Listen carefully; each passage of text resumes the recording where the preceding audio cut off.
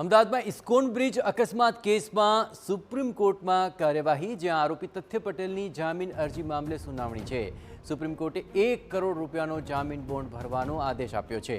15 દિવસમાં રકમ જમા કરાવવા કોર્ટે નિર્દેશ આપ્યો। અગાઉ સુપ્રીમ કોર્ટે તથ્ય પટેલના નિયમિત જામીન મંજૂર કર્યા હતા। બોન્ડની રકમ મુદ્દે રાજ્ય સરકારે પણ સહમતિ દર્શાવી। ઇસ્કોન બ્રિજ અકસ્માતમાં 9 લોકોના મૃત્યુ નિપજ્યા હતા।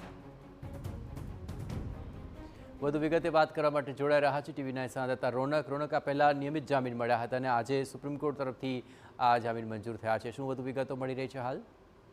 બિલકુલથી અમદાવાદના ટેક્સાર ઇસ્કોન બ્રિજ અકસ્માત કેસમાં જે મહત્વનું અપડેટ છે તે સામે આવી રહ્યું છે, જેમાં 2 દિવસ અગાઉ સુપ્રીમ કોર્ટ દ્વારા આરોપી તથ્ય પટેલના જામીન છે તેને માન્ય રાખવામાં આવ્યા હતા। ખાસ કરીને જુદા જુદા સંજોગોને ધ્યાનમાં લેવામાં આવ્યા હતા કે અત્યાર સુધી આ કેસમાં 29થી વધારે જેટલા સાક્ષીઓ છે તેમની જુબાની લેવામાં આવી છે અને કેસ છે તે સમયાંતરે આગળ વધી રહ્યો છે।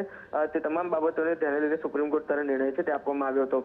આ જ મામલે આજે વધુ સુનાવણી હાથ ધરાઈ હતી। તે દરમિયાન જે જામીન છે તેમના બોન્ડને લઈને ચર્ચાઓ છે જે થઈ હતી, જેમાં સૌપ્રથમ તો જે પ્રતિ મૃતક છે તેમાં 10-10 લાખ રૂપિયા જે બોન્ડ છે તેની વાત થઈ હતી। ત્યારબાદ રાજ્ય સરકાર દ્વારા પણ એક સમર્થન છે તે આપવામાં આવ્યું હતું, પરંતુ આ તમામ બાબતોને અંતે 1 કરોડના બોન્ડની જે વાત છે તેના ઉપર સહમતિ સધાઈ હતી અને સુપ્રીમ કોર્ટ દ્વારા આ બોન્ડ ભરવા માટે 15 દિવસનો ટાઈમ છે તે આપવામાં આવ્યો છે। 15 દિવસ બાદ જે પ્રકારે જો બોન્ડ ભરવામાં નિષ્ફળ જાય તો જામીન રદ થઈ શકે તે પ્રકારની સ્થિતિ આવે, પરંતુ હાલ પૂરતો તથ્ય પટેલને 1 કરોડ ભરવા માટેનો 15 દિવસનો સમય છે। આ તમામ બાબતો વચ્ચે તેના જામીન છે તે મંજૂર થયા છે।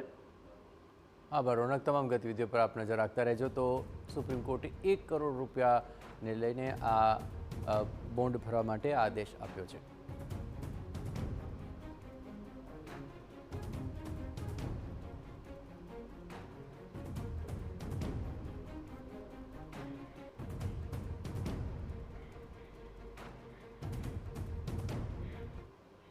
હાલ એક